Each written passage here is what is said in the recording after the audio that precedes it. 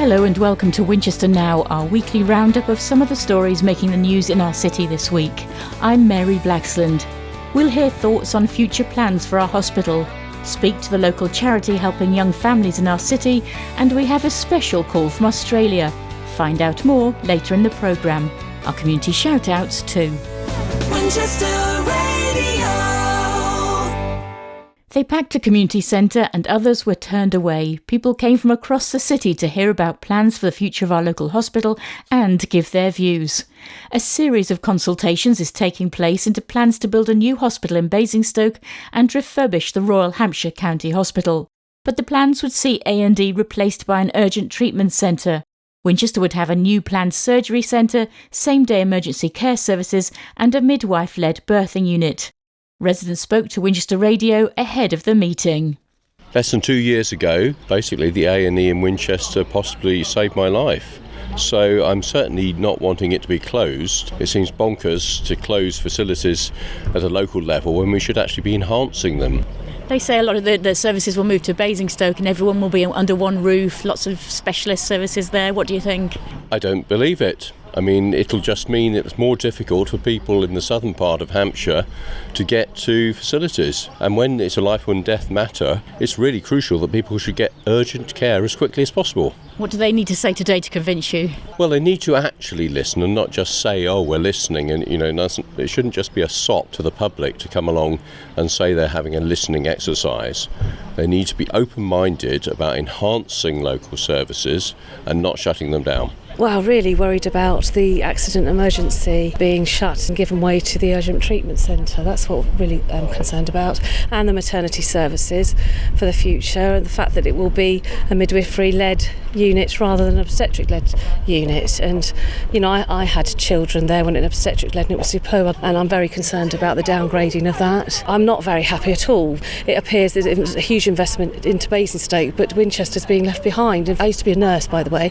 I worked at Winchester years and years ago. I have recently had to go into A&E as well, and I am really very concerned about the services being downgraded in Winchester. I just don't know how it serves an ever-expanding population in Winchester. So really I've come to find out more.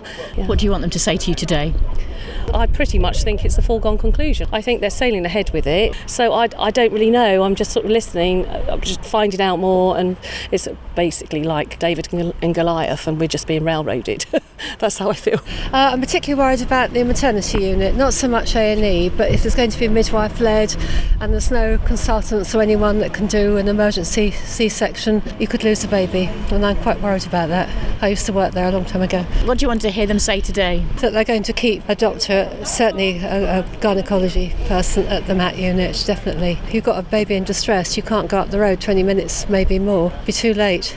So firstly, just tell me a bit about how you've come dressed up for our listeners. So I'm wearing an outfit and carrying a lamp, and I am Florence Nightingale. What's made you want to dress up today?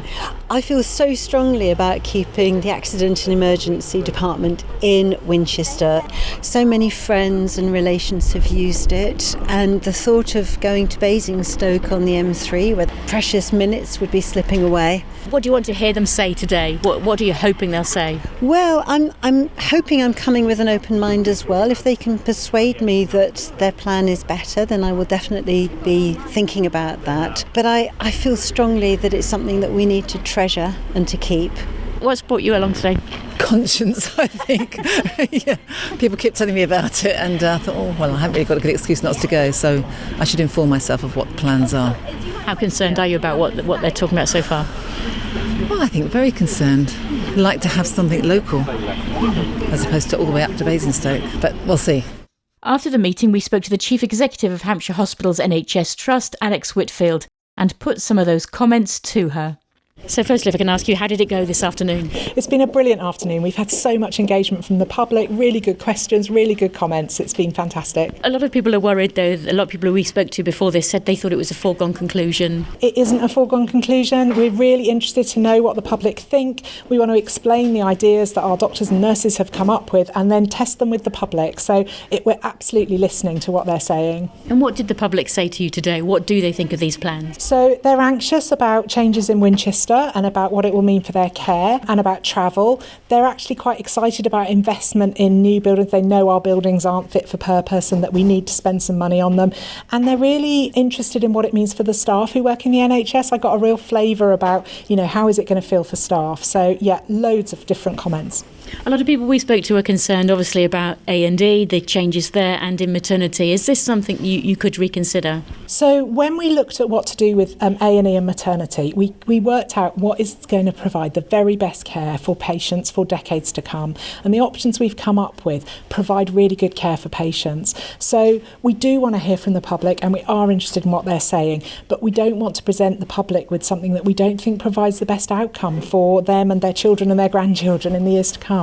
They're concerned, though, that more money's been put into Basingstoke. They'll have to travel to Basingstoke, and Winchester's being a bit forgotten. Oh, Winchester is getting so much investment as part of this. Even in the year to come, we are building 2 new operating theatres to do more hip and knee operations so that we can get on top of waiting times for those. We are investing in the Winchester site. It's a crucial part of healthcare. But people see this as A&E going. What we're doing in Winchester is a 24/7 urgent treatment, and it will provide better care for patients to have those urgent treatment needs met in Winchester, and for the blue light ambulances to go to a bigger hospital with more kit, more staff, 24/7 immediate response to those really, really urgent blue light needs. And people can still have a chance to have their say, can't they? Oh, completely, absolutely. We've got lots of events running online and in person, but also through the website. You can email things, there's a questionnaire, loads of different ways to have your say. So please do. There are further consultation events in the coming weeks. There's one on Wednesday the 6th of March between 2 and 4 p.m. at the Hope Church in the centre of the city, and a number of online events. Visit hampshiretogether.nhs.uk to register your interest, and the deadline for comments on the plans is the 17th of March. And now, with some more stories making the news in Winchester this week, I'm Ron Venturi. 2 weeks after a problem at the Easton Works left thousands of Winchester homes without water, there's been further water disruption for residents in Kingsworthy. Southern Water says this problem was caused by a leak, which is now under repair. Meanwhile, water tankers have been deployed to the area to boost supplies for residents. A fresh round of strike action on the railways begins next week. South Western Railway says a severely reduced service will run on lines between Winchester and Waterloo on Tuesday when the union ASLEF stages a walkout. The company is advising passengers to travel only if absolutely necessary. An overtime ban is also taking place for the rest of the week, which could lead to services being disrupted or cancelled, and there will be no cross-country services on Monday. Hampshire police made 300 arrests last month during their campaign against drink and drug driving. Operation Holly was conducted across the county throughout the month of December. Hampshire County Council is renewing its calls for vitally needed foster carers. It's launched a new campaign sharing life-changing stories of those who have fled to the UK and the foster carers who have welcomed them into their homes. The council says an appeal last summer saw more people come forward, but extra help is still needed. Anyone over 21 years old and from any walk of life can become a foster carer. Now, a reminder of a previous story. A new hub opens next week to provide support for carers in Winchester. It's organised by the Princess Royal Trust for Carers and brings together different organisations to offer help and advice. The first event takes place on Wednesday, 31st of January from 10 a.m. until 3 p.m. at Week Community Centre. And you may have heard of dogs visiting nursing homes to bring some therapy and comfort, but residents at 2 local care homes have had a visit from some feathered friends. 2 Humboldt penguins took a stroll through Brendan Care properties at St Giles View and Otterbourne Hill in a trip organised by a group called Amazing Animals. Staff say visits from birds and animals can benefit everyone's well-being and are guaranteed to bring a smile, especially during the winter months. A charity that helps children and families in Winchester is looking for some help for itself. Friends of the Family was set up 30 years ago this year and is based in the centre of the city. Last year it offered support to 75 local families, but now needs more volunteers to carry out its vital work. The charity, which relies on grants and fundraising, runs a number of projects. And we talked to Sam Hunt, befriending manager at Friends of the Family, to find out more. We support local families with children through a variety of different programmes. We have our Mums and Young Children group, which is a therapeutic support group for mothers and children under the age of 3. We have our 5 to 13s befriending service. That's a service where a volunteer befriender is matched to a young person within a family, offering them a couple of hours a week support for about a year. And then we also have our Dads Support, which is a counselling service for dads. And it is run by our male counsellor who sees dads from our projects like the 5 to 13s and the Mums and Young Children group. But he also works with dads within the community. And he's also affiliated to the prison, and he works with dads who are about to be released from prison, befriends them in prison, and then comes out and does some counselling work with them to help them re-engage with their children and families once they have been released. So wonderful work that you're doing, and how much of a demand is there for your services? Yes, I mean, we are never short of referrals at Friends of the Family. We are a very small charity, so our resources are limited, but there is plenty of families who are looking for that additional support, and we try our best to match up the services that we have available and the resources we have available to meet their needs. And how much would you say that need has grown over the last few years? Yes, I mean, I've been doing this job for a number of years now, and I have seen that demand grow year on year. The needs of the children that we support, particularly in the 5 to 13s programme, I can see real differences since the pandemic, particularly children's levels of anxiety, difficulties with accessing resources at school. Resources are more limited in general for other services, statutory services, etc. The demand for our services has increased because there isn't those additional services elsewhere that families can tap into. And now you need more help to cope with that. Absolutely. We're always looking for volunteers. We cannot do this job without our amazing team of volunteers. We have 2 different roles available at Friends of the Family. There is our play workers, which work with our mums and young children, and particularly with the children. They spend time playing with the little ones, giving the mums the opportunity to have that time away, having that group therapy that they really, really need. So that's an amazing opportunity. If you love young children and you want to get down on your hands and knees and play, come and join us. And we also have our amazing 5 to 13s befrienders. That role is very much in demand, and we would really love to have some new befrienders coming on board. We've got some training happening in March, but we do regular training opportunities, and those befrienders would then be matched to a young person, spending, as I say, a couple of hours a week, going out, doing some fun stuff, engaging with them, listening to them, giving them that positive attention, helping to build their self-esteem, build their self-confidence, and maybe experience something different, something that maybe the family or the parents at that point in time are struggling to offer. That grown-up friend will be somebody that really does have a huge impact on that young person's life. And what sort of person are you looking for who can join as a volunteer? So in the 5 to 13s befriending, we're looking for people over the age of 23. If they've got some experience of working with young people, that would be amazing, or if they're parents or grandparents. As long as you've got a couple of hours a week, generally after school. Sometimes our befrienders work at weekends if that's convenient to them and to the family. But generally it's that after school slot, the sort of 3:30 to 5:30, 4 till 6. And as long as you've got the time and the enthusiasm and you love being around children and you want to make a difference, we'd be very happy to hear from you. What do the volunteers say they get out of doing this? I would say the majority of our volunteers would say that they enjoy that contact with a young person and a family, building that relationship, developing that trusting rapport that really you just only get from regular contact with a young person. I think for some of our older volunteers, they say it keeps them young.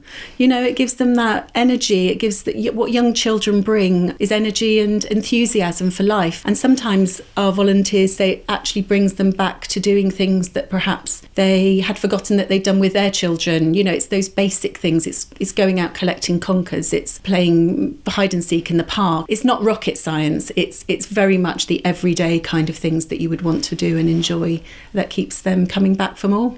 And I suppose knowing they're making a difference, it must be lovely for you and your volunteers to see the difference you're making to families who maybe are struggling. Absolutely. And our volunteers, they come to it because they want to do this, but obviously the reward is seeing that young person grow, see how much they have changed over those 12 months, see how much the family's grown and learnt from the experience of having that outsider coming in and befriending them as a whole. Yeah, they really enjoy seeing that change. And we hope that we know that the family families really love it. They don't want it to end, when those 12 months come to a conclusion. But we know that we need to move on. That's part of the process, but we prepare the families and the volunteers for that, and the children. And, we feel at Friends of the Family we do support our volunteers and families to get the most out of this opportunity. And if people want to find out more, if they want to get involved, what should they do? So you can look us up on our website, which is www.fotfwinchester.org. There's a wealth of information on there and opportunities of contacting us. You can email us. So there is our contact us at fotfwinchester.org. Follow us on Facebook and generally just give us a call. Sam Hunt there from Friends of the Family, and a reminder that website is fotfwinchester.org. That's fotfwinchester.org. Winchester Radio. Now, back in August, we featured the story of Gary Venturi, a criminal barrister who was taking on one of the world's toughest challenges.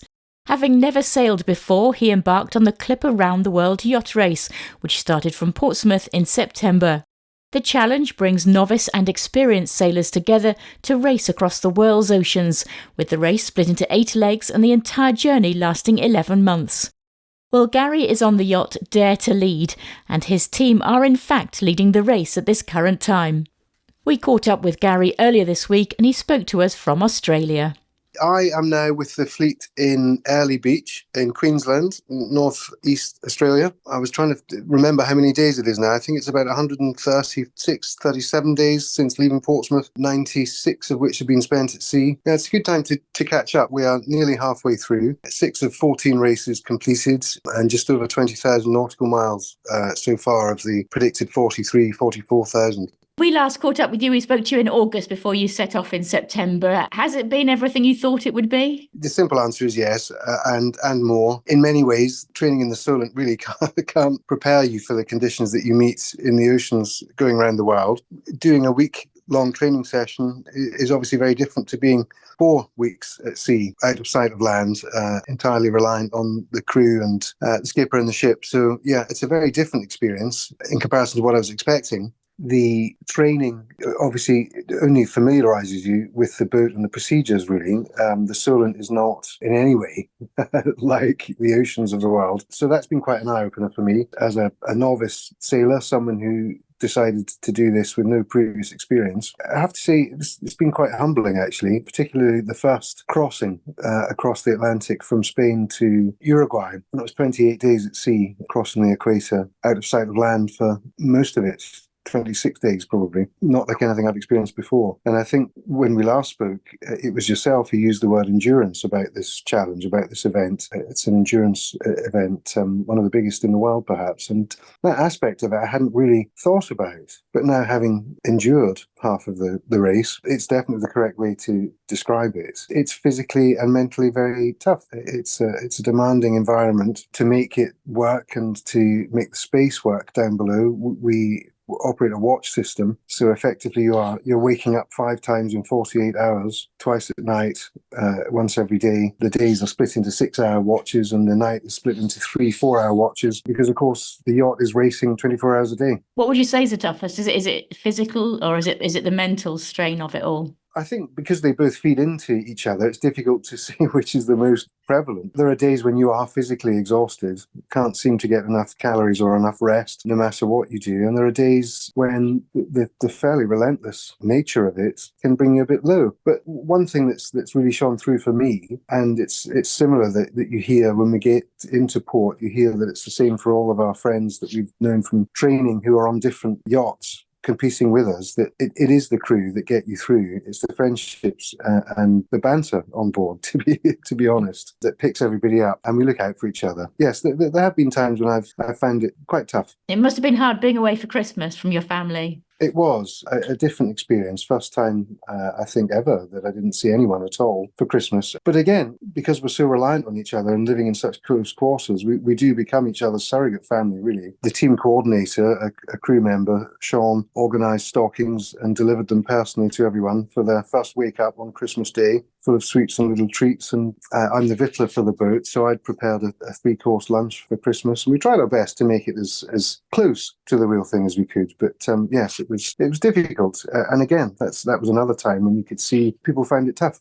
And tell me a bit about the team on board. How many of you are there, and what's it like? You all get on well? You have to get on well, I suppose, like you say. Yes, we do. There are 18, 19, 20. The crew comprises 9 of us who are circumnavigating, and that leaves another 11 spots each leg. So we have different people joining. And that's been great, having people, when we get into port, join us for the preparation and the briefings that we receive and get involved in the team building events. Really, the team ethos is sort of carried through. Everyone's very happy to join the boat. We happen to be doing very well, leaders of the overall table at the moment, which becomes almost a self-fulfilling prophecy. Doing well inspires you to keep doing well. So it's great fun.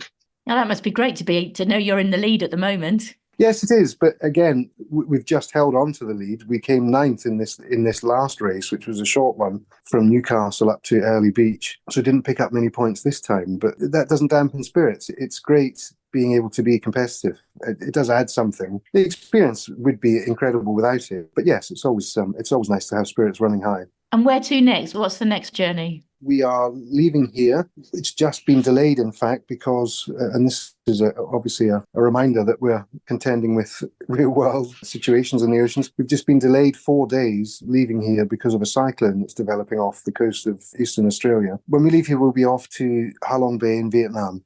And what's the most amazing thing that you've seen? What's been the most amazing view or most amazing experience for you? I think seeing land for the first time, coming into Uruguay, is something I'll never forget after my first 4 weeks of being at sea under sail. And it was actually probably, in terms of ocean life, the last evening before arriving there, the bioluminescence in the ocean was so bright, it was almost backlighting us as we were at the helm. It was like a very strange video game almost, with the stars and the moon and this green light everywhere, which was, yes, incredible. And I know your job was as a barrister and you wanted to do something different. You wanted to challenge yourself.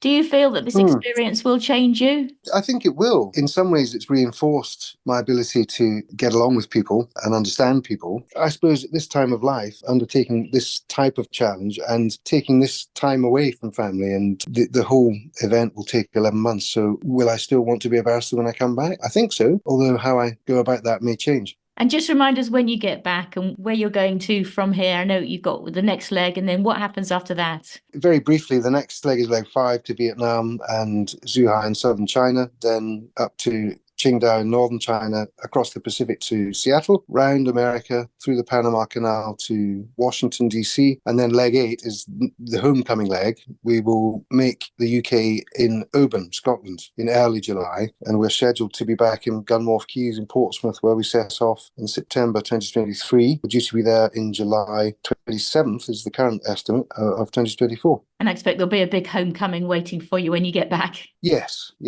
Looking forward also to seeing my children in Seattle, which will be lovely. Thank you so much. Good luck with the rest of the race. And we look forward to hearing more when you get back. Thank you so much. It is quite an incredible experience. Gary Venturi speaking to Winchester Radio, and we look forward to catching up with Gary when he returns to the UK in the summer. Good luck to him and his team. Hi there, Paul Blitz here, and it's time for this week's shout-out.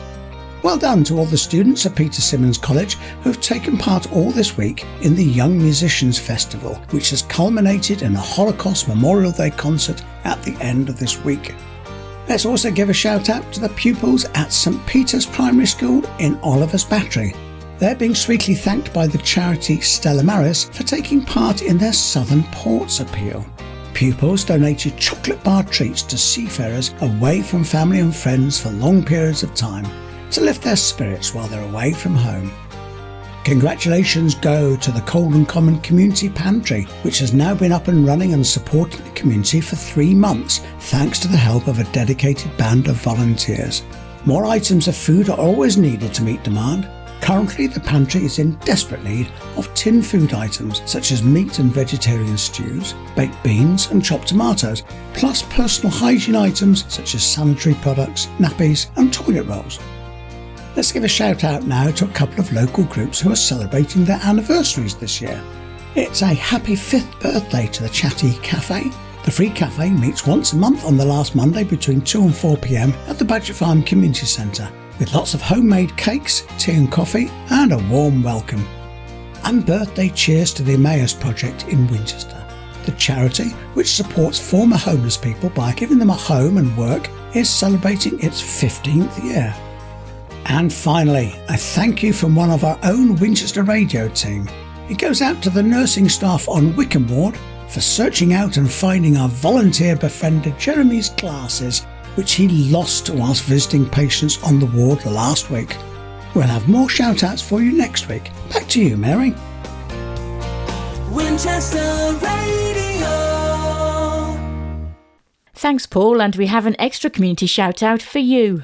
Our engineers here at Charity Winchester Radio, that's Paul Blitz and Nigel Dallard, have had to spend several extra volunteer hours working at unsociable times to fix the computer servers that keep us on air. Winchester Radio couldn't provide our service without this dedicated team. Well, that's all for this week. Many thanks to you for listening to Winchester Now.